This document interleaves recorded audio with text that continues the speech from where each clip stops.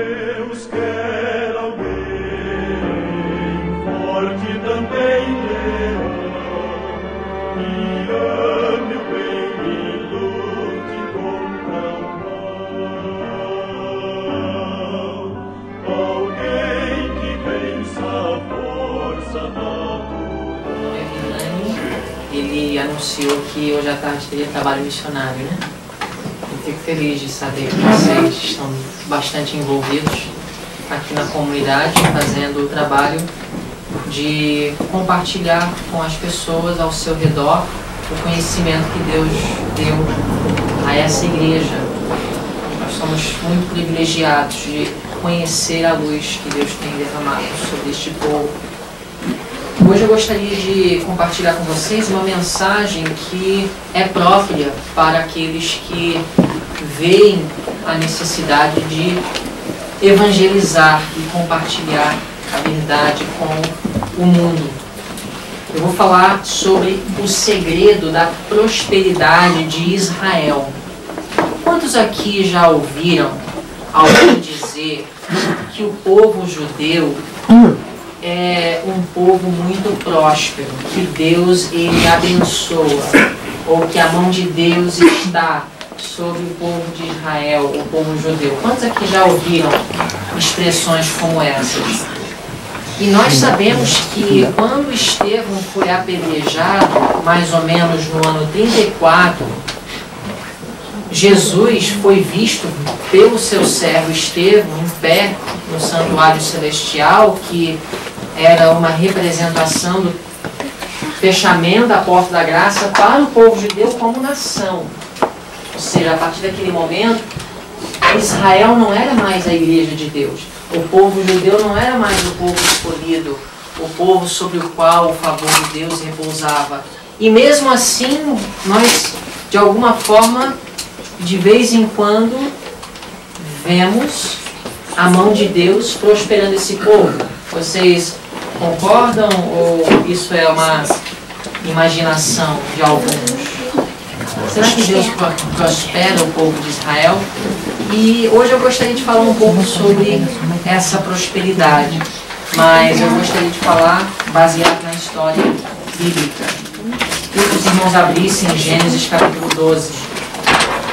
Eu gostaria de falar sobre o segredo de Israel. E eu quero dizer para vocês que eu não acredito que o favor de Deus repousa sobre o povo de Israel hoje. Eu não acredito que o povo judeu é um povo especial aos olhos de Deus. Creio que já foi e creio que sim, muitos judeus hoje prosperam, mas não é porque Deus está causando essa prosperidade. Mas há um fator muito simples que causa essa prosperidade. Vocês sabem o que é esse fator? A lei da causa e do efeito. Você sabe o que é a lei da causa e o efeito? Por exemplo, a lei da gravidade. Se eu pular do teto, a lei da gravidade diz o quê? Que eu vou inevitavelmente cair. Deus me fez cair. Se eu cair e quebrar a perna, eu vou culpar a Deus, dizer que Ele foi responsável? É Ele que me amaldiçoou? Não, é a lei da causa e o efeito. Deus estabeleceu uma lei, a lei da gravidade. Se eu transgredir, eu vou me dar mal. Da mesma forma, nós podemos prosperar simplesmente fazendo o que é certo, e não quer dizer necessariamente que é Deus que está me abençoando, mas é a lei da causa e o efeito. Muitas pessoas, por exemplo, desfrutam da saúde porque vivem em harmonia com as leis do corpo e nem são crentes. Amaldiçoam o nome de Deus, mas são prósperas na área da saúde. É porque Deus está abençoando? Não necessariamente, mas simplesmente porque existe uma lei da causa e efeito. Se eu observar e respeitar as leis do corpo, eu vou desfrutar de saúde? Não quer dizer que Deus necessariamente esteja colocando o seu favor sobre a minha pessoa. E Deus ele teve uma igreja no Antigo Testamento. Desde a entrada do pecado no mundo, Deus teve um povo, uma igreja visível. Quando Caim matou seu irmão Abel, a Bíblia fala que Deus levantou outra semente para Adão e Eva. Alguém lembra do nome do filho que Deus levantou para substituir Abel? Sete. A Bíblia fala que Caim se afastou da presença de Deus e os descendentes de Caim viveram vidas de rebelião contra Deus e sua autoridade. Os descendentes de Caim eram idólatras e eram pessoas que viviam para o prazer. Houve uma distância, uma separação, um afastamento dos descendentes de Caim para com Deus. Agora, Deus ele não deixou esse mundo completamente em trevas.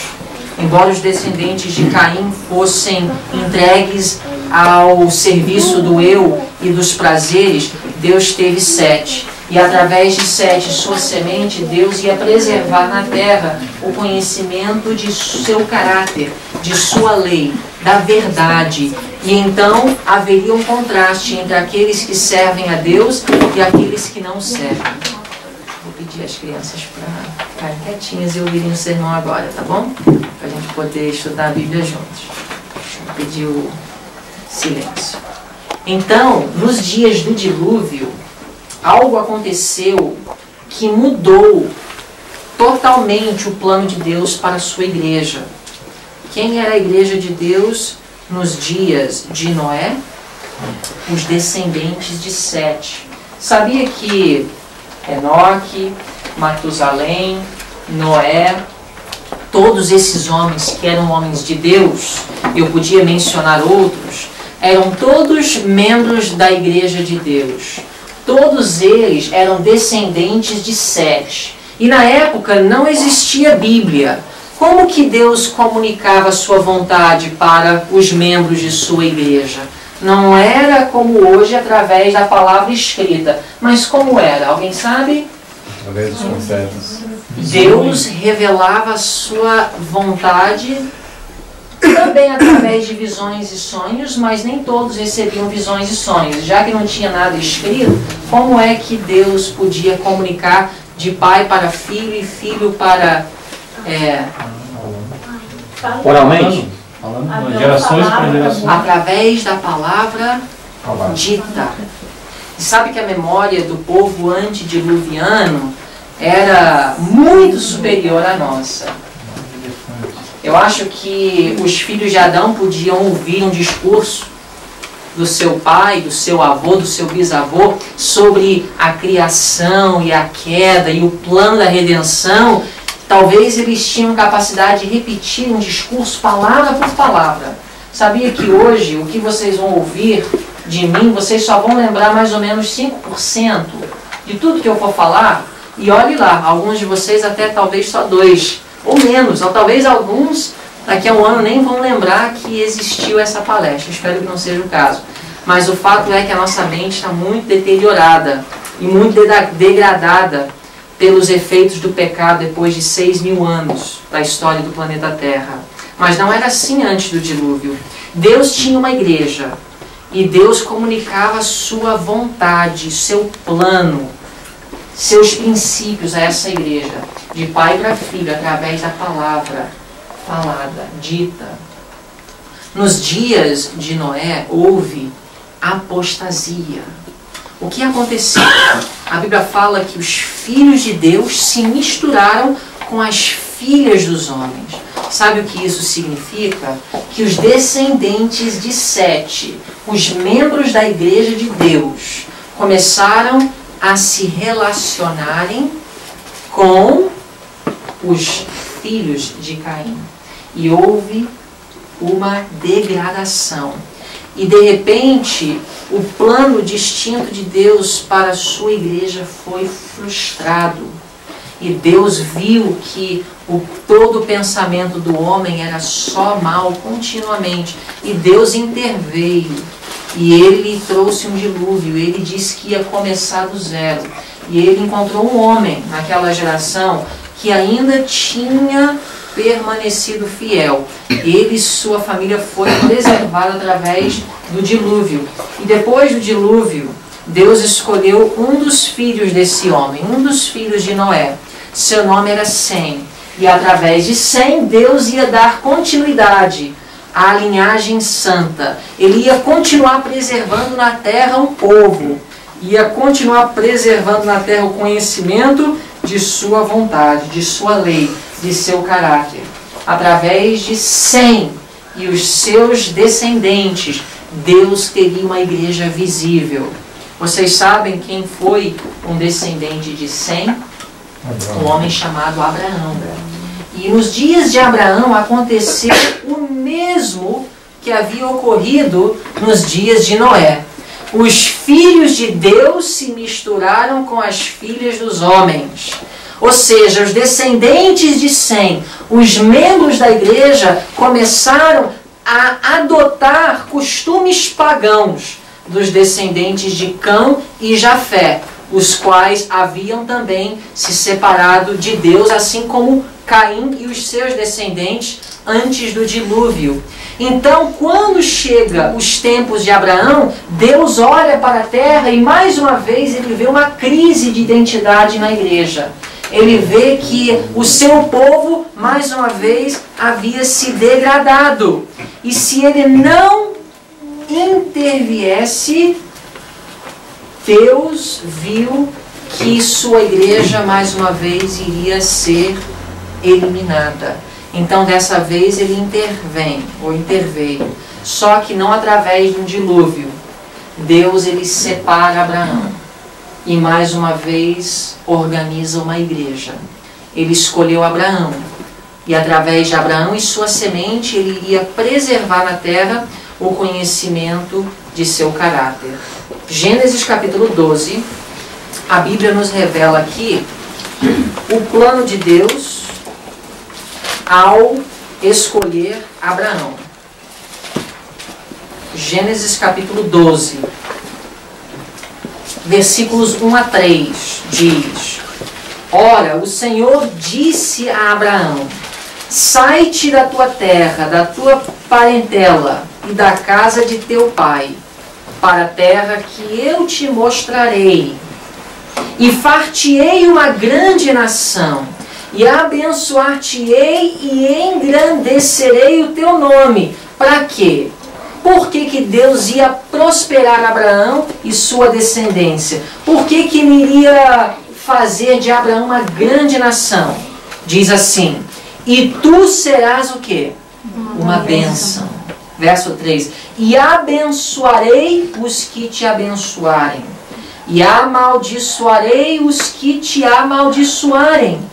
Em ti serão benditas todas as famílias da terra. Então Deus disse a Abraão: Abraão, eu tenho um plano para a sua vida, como eu tive para a vida de Sete, antes do dilúvio, e seus descendentes, como eu tive para a vida de Sem e os seus descendentes depois do dilúvio. Agora eu te chamo, Abraão, e você precisa se separar. Você precisa ir para uma terra que você não conhece. E lá eu vou organizar a minha igreja.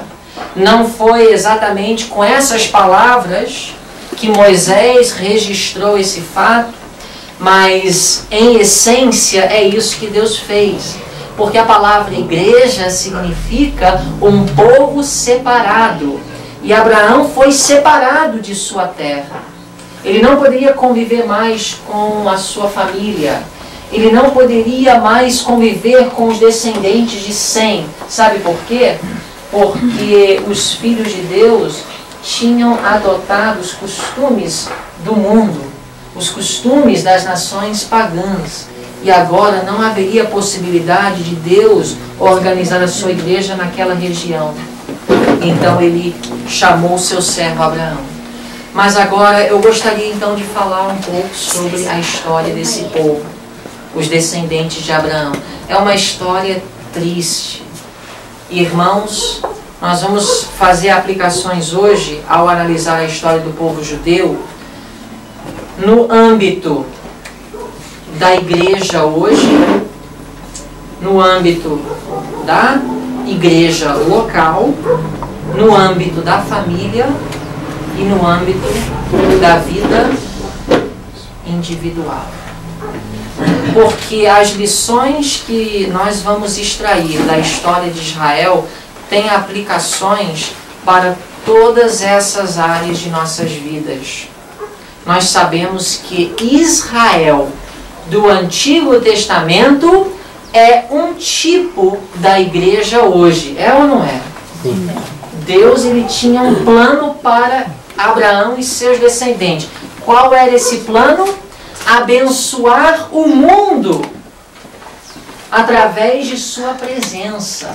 Deus ia comunicar bênçãos para que esse povo pudesse canalizar essas bênçãos para aqueles que estavam em trevas. Sim ou não? Sim. Então, o primeiro ponto. Por que Deus escolheu Abraão? O que Deus viu em Abraão que fez com que ele acreditasse que Abraão pudesse ser um canal de bênçãos? Vamos abrir em Gênesis 26, verso 5. Até aqui os irmãos acompanharam e compreenderam? Gênesis 26, verso 5. A Bíblia fala: porquanto Abraão obedeceu a minha voz e guardou o meu mandado, os meus preceitos e os meus estatutos e as minhas leis. Por que Deus escolheu Abraão? Deus escolheu Abraão porque ele demonstrou uma pronta disposição de obedecer a Deus inquestionavelmente. E assim, Abraão ensinou a sua posteridade. Vejam o que diz em Gênesis 18. Gênesis 18, verso 19. Deus, mais uma vez, falando a respeito de seu servo Abraão. A Bíblia diz: porque eu o tenho conhecido. Será que Deus pode falar isso a nosso respeito? O que Jesus vai dizer daqueles que estão perdidos e serão surpreendidos por ocasião de sua segunda vinda? Eu não te conheço. Mas o que Deus disse acerca de Abraão? Eu o tenho conhecido e sei que ele há de ordenar a seus filhos e a sua casa depois dele, para que guardem o caminho do Senhor, para agir com justiça e juízo, para que o Senhor faça vir sobre Abraão o que acerca dele tem falado. Então Abraão, ele era obediente, ele tinha uma submissão total, uma entrega completa à vontade de Deus. E não só isso, mas ele conseguiu despertar em sua família um amor genuíno pela religião verdadeira. Não é suficiente um homem ser dedicado à causa de Deus. Isso é ótimo. Mas ele conseguir conquistar a sua família e despertar em seus filhos, em sua esposa, a mesma consagração, o mesmo espírito fervoroso, a mesma dedicação ao Deus verdadeiro, isso qualifica o homem para ser um canal de bênçãos na igreja, na comunidade, no mundo. Por isso que Paulo diz que o bispo, ou o diácono, ou ancião, ele precisava ter, entre muitas outras características, uma característica-chave: que ele fosse um homem capaz de ordenar sua família. E Abraão tinha essa qualidade. Hebreus capítulo 11, verso 8, vocês não precisam abrir, mas a Bíblia fala da fé de Abraão. Ele obedeceu a Deus, sem saber o que ia ser do futuro, mas ele confiava tanto em Deus, que ele prontamente ouviu e atendeu o chamado. Isso qualificou Abraão. Mas a história é lamentável, porque registra que o povo de Israel não alcançou seu potencial máximo. no desígnio e no plano de Deus. Vamos abrir em Isaías capítulo 42.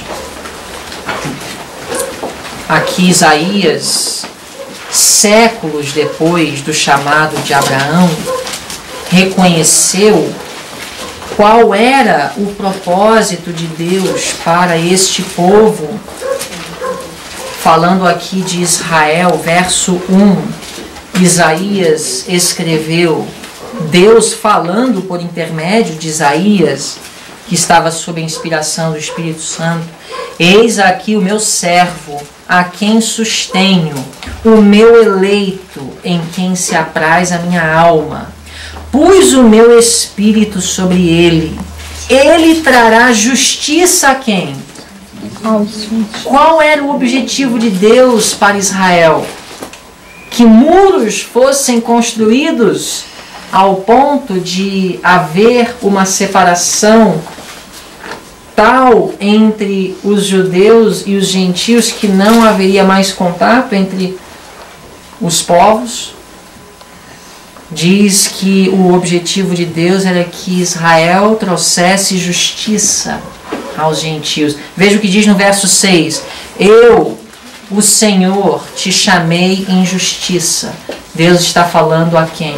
Israel. Deus chamou Israel. E diz: e te tomarei pela mão, e te guardarei, e te darei por aliança do povo, e para a luz dos gentios. Qual era o objetivo de Deus para Israel? Que fosse luz para os gentios. Por que luz? Só porque tinha uma teoria da verdade e tinha um conceito superior às nações circunvizinhas do que era verdade? Era isso que ia atrair os povos a Israel? Vamos abrir em Deuteronômio, capítulo 7, versículos 11 a 15. Deuteronômio, capítulo 7, versículos 11 a 15.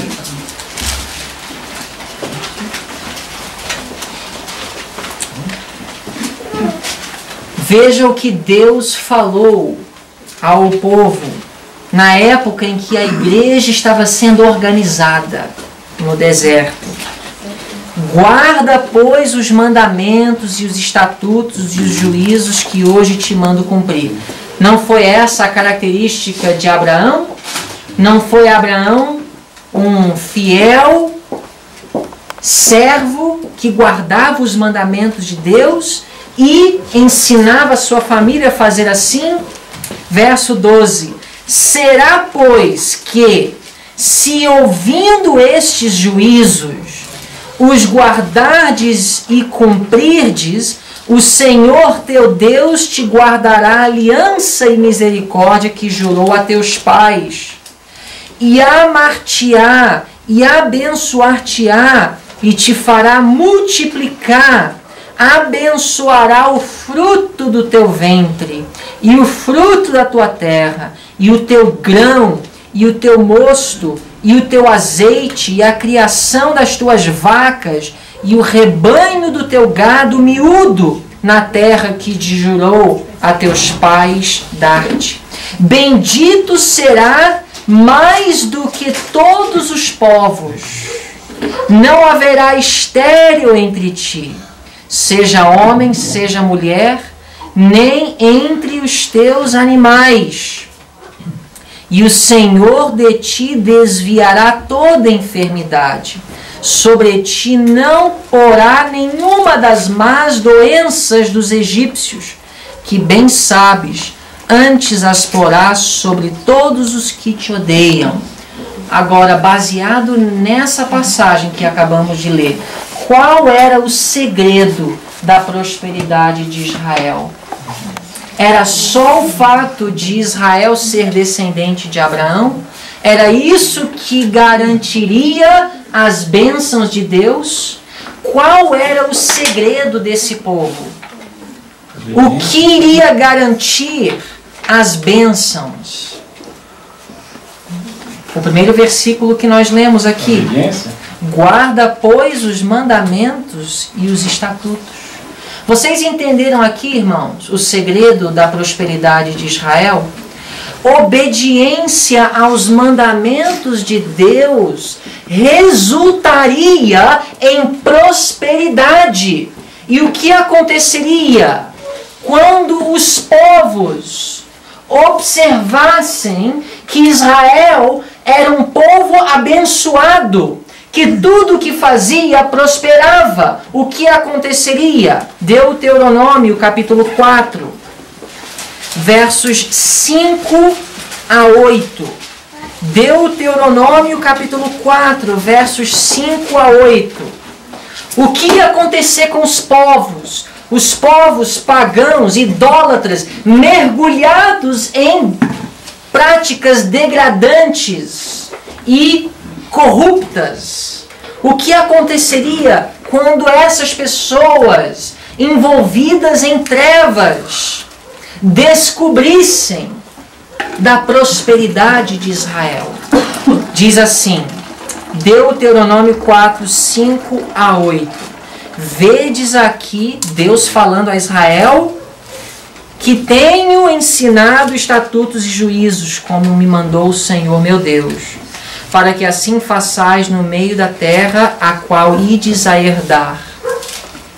Guardai-os, pois, e cumpri-os, porque isso será a vossa sabedoria e o vosso entendimento perante os olhos dos povos, que ouvirão todos esses estatutos e dirão: este grande povo é nação sábia e entendida. Os irmãos entenderam o que eu acabei de ler?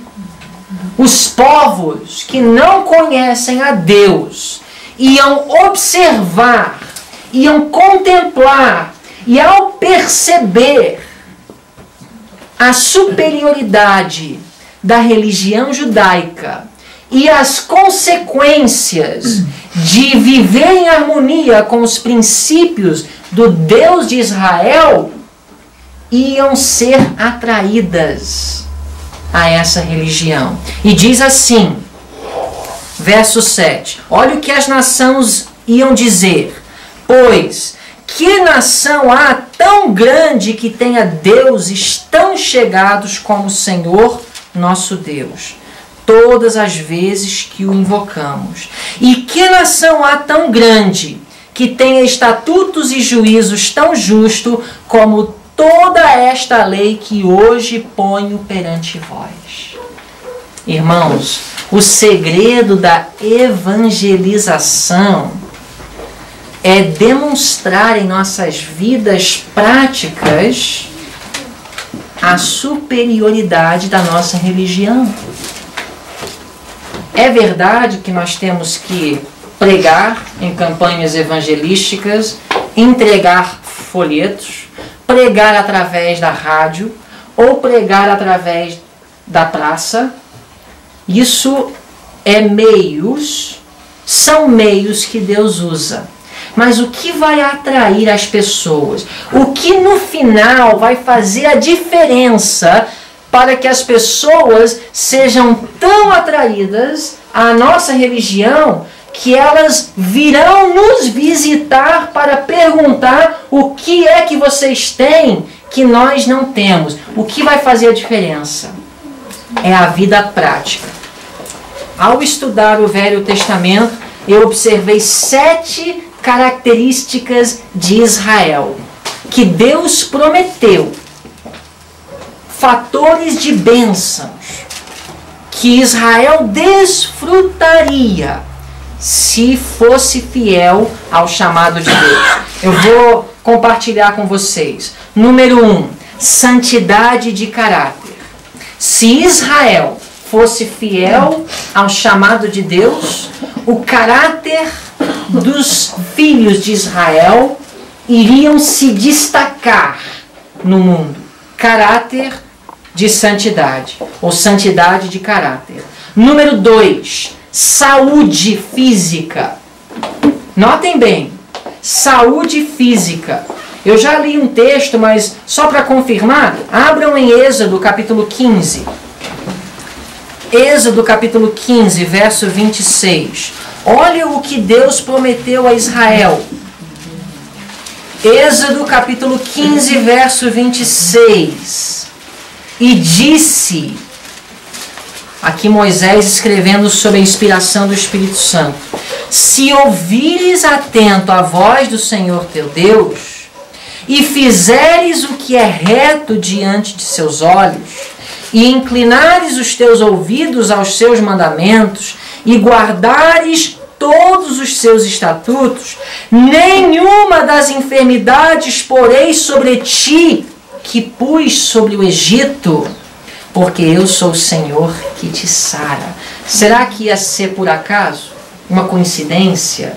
Ou será que Deus ia operar algum milagre para que Israel não ficasse doente? Não, meu amigo. Sabe o que Deus ia fazer? Absolutamente nada. Tudo o que ele precisava fazer, ele já tinha feito. Ele deu os conselhos de saúde. E esses conselhos seriam a salvaguarda de Israel. Viver em harmonia com as leis de saúde resultaria em saúde. E assim haveria um destaque em Israel, não só no caráter de santidade, mas também na saúde física de Israel.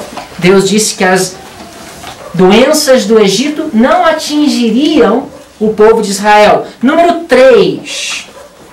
Intelecto superior. Nós vemos isso quando Daniel e seus companheiros foram para a Babilônia. O que os mestres de Babilônia observaram? O que eles identificaram em Daniel e seus companheiros? Superioridade de intelecto. O que Nabucodonosor identificou depois de algum tempo de prova? O que ele observou? Que eles eram 10 vezes mais inteligentes. Então, número 3 é a superioridade de intelecto. Intelecto superior. Número 4, nós lemos já em Deuteronômio 7. Número 4, habilidade em agricultura e criação de gado. Até nisso, Israel seria próspero? E será que seria uma intervenção miraculosa de Deus? Mais uma vez eu digo para vocês, não necessariamente. Porque praticar os princípios de ética no trabalho resulta em a prosperidade e a multiplicação. José, no Egito, na casa de Potifar, o que diz a Bíblia? Tudo que José colocava a mão para fazer, fazia o quê? Prosperava. Vocês acham que isso foi um milagre? O milagre foi que José era fiel a Deus. E a fidelidade de José a Deus transbordava em seus deveres cotidianos. E aquilo chamava atenção. Potifar, querendo ou não, reconhecendo ou não, sabia no íntimo que José tinha uma religião especial. Que o cristianismo, na época não seria esse termo, mas a religiosidade de José era superior à do Egito. Ele sabia disso. Por quê? Porque José tinha, agora o ponto número 5, habilidades de invenções e artífices. Nós podemos ver isso em Êxodo capítulo 31, 2 a 6, não precisam abrir. Êxodo 35, 33 a 35, nós vemos que Deus prosperaria Israel no trabalho. Deus prosperaria Israel na criatividade, com as mãos, no trabalho prático. Isso iria chamar a atenção. A prosperidade financeira, número 6. Israel seria a cabeça, a Bíblia fala. Israel prosperaria. De tal forma, diz em Deuteronômio 28, por falta de tempo não vamos abrir, que Israel não iria pegar emprestado. Vocês já leram? Mas Israel faria o quê? Emprestaria. E número 7, grandeza nacional. Israel seria a nação mais poderosa do mundo. Esse era o plano de Deus para Israel, meus irmãos. Agora, nós sabemos que isso não aconteceu. Não é triste? Foi tão feio, foi tão triste e lamentável a história da igreja no Antigo Testamento, que por volta do ano 600 a.C., além de não ser a cabeça, o povo de Israel e de Judá foi levado cativo à Assíria e Babilônia. E a religião verdadeira foi difamada, envergonhada. Os vasos do templo foram retirados do templo que Salomão tinha construído e levados para o templo de Nabucodonosor. Que vergonha para a igreja! A igreja, quando ela se afasta de Deus e rebaixa as normas e fere os princípios, ela causa uma vergonha para o nome de Deus no mundo. Mas nós temos um vislumbre durante o reinado de Salomão do que poderia ter sido a igreja no Antigo Testamento. Nós temos um retrato, um pequeno vislumbre. Vocês sabem de que história eu estou me referindo? Quando a rainha de Sabá veio de longe até Jerusalém para conhecer aquele povo que estava prosperando em todas as áreas, em todos os sentidos, de forma extraordinária. E foi uma oportunidade de Salomão evangelizar. Eu vou dizer para vocês uma coisa. O evangelismo mais poderoso não é o evangelismo que você tem que ir de porta em porta, quase que implorando as pessoas para estudarem a Bíblia com vocês. Até ganhamos, às vezes, almas dessa forma. E esse é o método que Deus aprova. Eu não estou dizendo que nós não devemos fazer isso. Mas o ideal, o que deveria acontecer, é que as pessoas desse mundo estivessem batendo nas nossas portas, nas nossas igrejas, querendo saber o que nós fazemos para ser tão saudáveis, o que nós fazemos na educação de nossos filhos, que eles são tão bem comportados. O destaque deveria ser óbvio, o contraste deveria ser notável. Mas quando a igreja se afasta de Deus, ela é pouco melhor, ou às vezes até um pouco pior do que o mundo. E ela não alcança o potencial máximo de Deus para a sua existência. Agora, eu tenho duas passagens interessantes que eu queria ler para vocês agora. Vamos abrir em Zacarias. Queria que todos abrissem, não queria que ninguém perdesse, porque vocês vão gostar desse texto.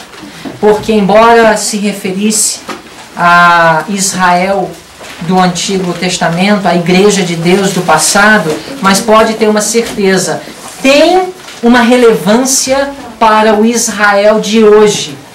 Paulo diz em Gálatas 6,16, o Israel de Deus, falando da igreja. Depois do ano 34, Israel não é mais Israel literal. A igreja de Deus na terra, a igreja cristã, e especificamente nesses últimos dias, a igreja remanescente, a igreja adventista do sétimo dia, é Israel. Você é Israel. Eu sou Israel. Nós somos Israel hoje. E temos que cuidar para não repetir a história do antigo Israel. Mas aqui Zacarias nos apresenta um retrato extraordinário do plano de Deus para Israel. E quem dera que tivesse sido uma realidade. E quem dera que fosse uma realidade hoje. Como igreja mundial, como igreja local, como famílias nessa comunidade, como indivíduos no trabalho, na escola. Quem dera que fosse uma realidade. Vamos analisar aqui. Zacarias 8, a partir do verso 20. Todos acompanhando? Não percam, porque este texto é magnífico. É um apelo, é um desafio para vocês hoje. Eu vou concluir o sermão com isso. É um desafio, é um apelo.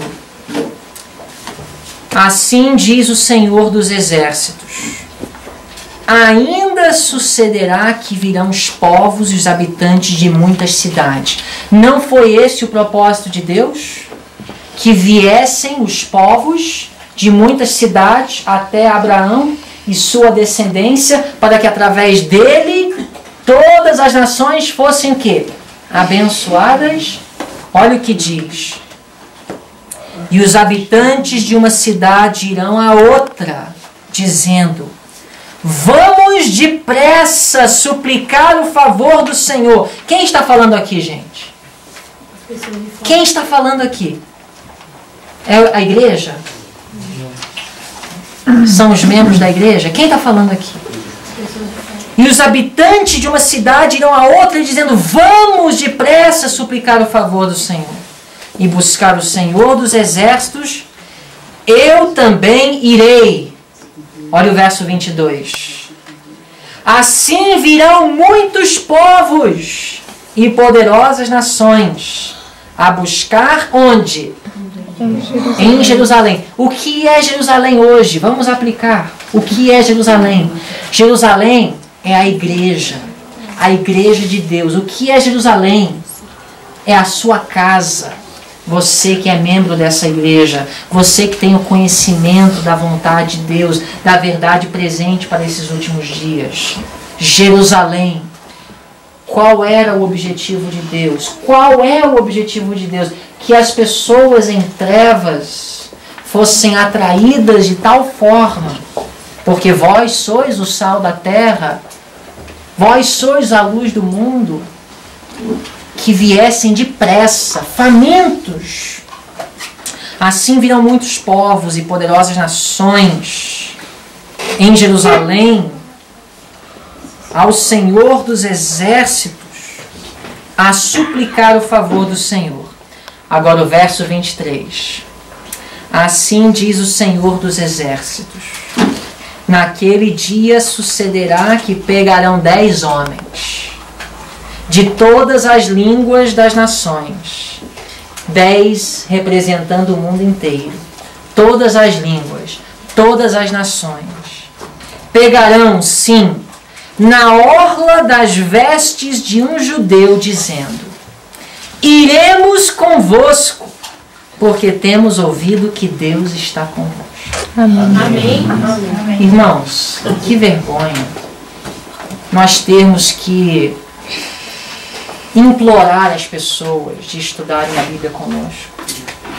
Que vergonha que o nosso testemunho como igreja mundial não tenha atraído os povos dessa terra.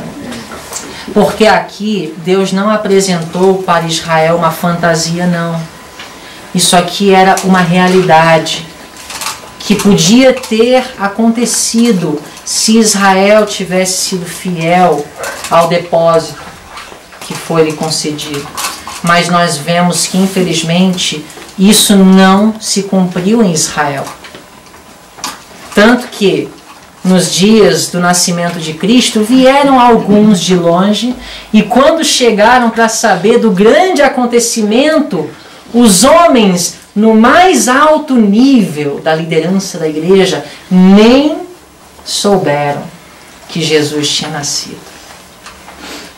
Os homens vieram de longe para consultar onde está o rei dos judeus. E eles só souberam fazer o quê? Explanar a teoria. Nós sabemos que ele nascerá em Belém. Eles tinham conhecimento da verdade, não tinham? Saber que ia nascer em Belém, sabiam direitinho, mas estavam por fora. Não estavam em condições de ajudar. E agora eu digo para vocês hoje, se nós como igreja fôssemos o que Deus queria,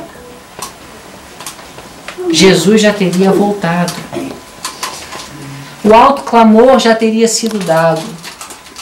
Se nós praticássemos os conselhos de educação e orientação das crianças, os nossos filhos seriam um destaque nesse mundo. Se nós praticássemos os conselhos de saúde, se nós praticássemos os princípios encontrados em conselhos sobre o regime alimentar, nós como igreja seríamos uma referência para o mundo na área de saúde. Se nós praticássemos as leis de higiene, sobre o vestuário, sobre a mordomia, tudo que Deus explanou, toda a luz que Deus nos concedeu como igreja, nós seríamos uma referência. Porque Deus nos orientou sobre todos os aspectos da vida prática. Deus nos deu princípios e conselhos abundantes, assim como o antigo Israel. E se nós colocássemos em prática como povo, nossa existência como igreja seria um destaque. E nós nem teríamos que pregar na rádio ou na praça, ou bater em portas, ou alugar um carro com alto-falante. Mas as nossas igrejas seriam consultadas por todas as almas sinceras da comunidade, porque nós, como igreja, seríamos conhecidos como pessoas que têm uma religião superior. Nós vimos alguns anos atrás um vislumbre disso. Houve uma reportagem da National Geographic sobre adventistas na Califórnia do Sul. Quantos aqui conhecem isso, gente? Isso foi um vislumbre, irmãos, do que poderia ter sido. Mas agora, Deus ele não vai deixar de cumprir o seu propósito. Aquilo que a igreja deixou de fazer em tempo de paz, ela fará. Mas em tempos de terríveis e extraordinárias circunstâncias. Nos dias de Daniel e seus companheiros, a igreja deixou de fazer o seu trabalho.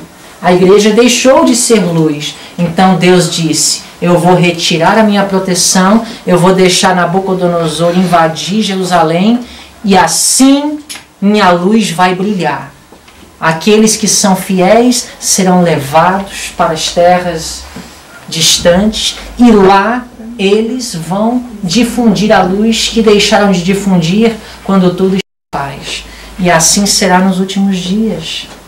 Deus vai se retirar, ele vai soltar os ventos, aqueles que são fiéis, que colocam em prática a luz que Deus deu, como Daniel e seus companheiros faziam, se destacarão nesses últimos dias. Através desses, Deus dará o alto clamor e revelará para o mundo a beleza de seu caráter. Nós temos um grande potencial como indivíduos, como famílias, como igreja local. Pode ser que Israel como um todo não alcançou o potencial máximo, mas como igreja aqui, nessa comunidade, vocês têm a oportunidade de ser luz nessa comunidade. É muito simples. Deus deu luz. Coloque em prática essa luz. Não sejam seletivos. Sobre mordomia eu gosto, mas sobre saúde e alimentação não gosto. Se você for seletivo, sua prosperidade como igreja local não será maior da de Israel nos dias de Cristo. Mas se você quiser abalar no bom sentido essa comunidade, como um povo, como igreja, Começa fazendo as coisas simples. Porque o que adianta trazer milhares para uma igreja se vocês mesmos não estão vivendo a verdade que Deus deu para essa igreja? O que adianta convencer os batistas e os presbiterianos que nós temos a verdade? Que nós guardamos o sábado? Que nós acreditamos que a alma não é imortal? O que adianta ganhar o argumento se na vida prática nossa experiência não é diferente da deles? Nós odiamos os nossos inimigos assim como eles odeiam. Nós damos propina assim como eles dão quando encontramos uma situação difícil. Nós damos calote nos outros como os demais fazem. Nós desobedecemos as leis de saúde assim como os demais. O que adianta? Os nossos filhos são tão desobedientes e tão rebeldes como os filhos deles são. O que adianta mudar de igreja? Só mudou o nome e a profissão. A verdade, ela tem que ter uma diferença prática na vida. Se não tiver, nada adiantou. O nosso evangelismo é em vão se nós, como povo, não estamos em harmonia com a luz de Deus. Jesus deu uma advertência. Eu vou precisar ler porque é muito importante. Em Mateus capítulo 23, sobre o evangelismo. Quando você evangeliza sem estar andando em harmonia com toda a luz, é muito perigoso. Mateus 23. Diz assim. Mateus 23.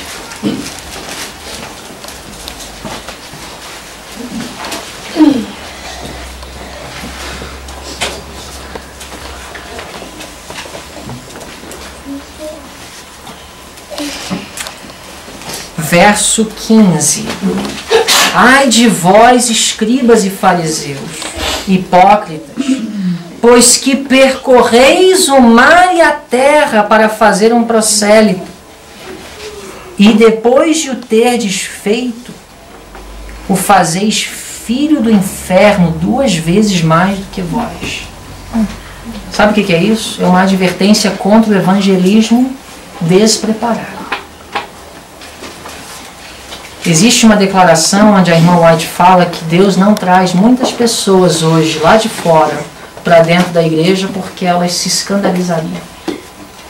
Deus tem muitos filhos sinceros, especialmente nas igrejas católicas, nas igrejas caídas de Babilônia, entre os muçulmanos, entre os hindus, entre os budistas. Mas estamos preparados? Precisamos preparar o nosso coração individual, a nossa família, a nossa igreja local. Precisamos adotar todos os preceitos do Senhor, porque foi por isso que Deus chamou Abraão. E quando nós fizermos isso, como está escrito lá em Zacarias, os estrangeiros vão se apegar à orla dos judeus e implorar. Não somos nós que vamos implorar para aceitar o nosso estudo bíblico. Eles vão implorar e dizer: deixa-nos fazer parte do teu povo, porque sabemos que Deus está convosco. Amém. Que Deus nos ajude, nos abençoe. Amém. Nesse momento vamos ouvir uma música especial.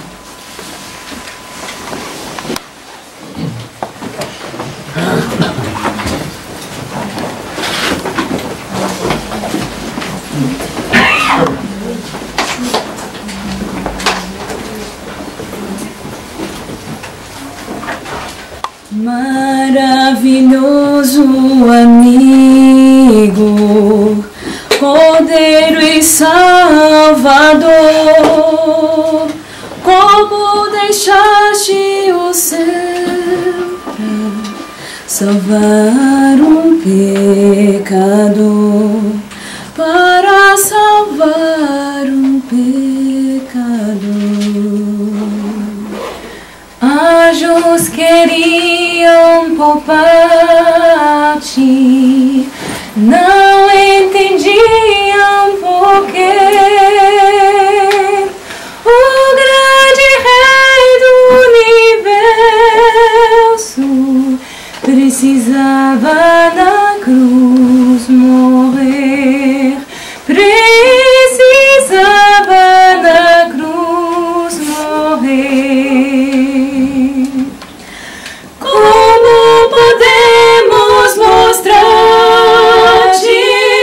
o quão grato que somos, Senhor, consagrando nosso viver pra seguir o exemplo teu, para seguir o exemplo teu.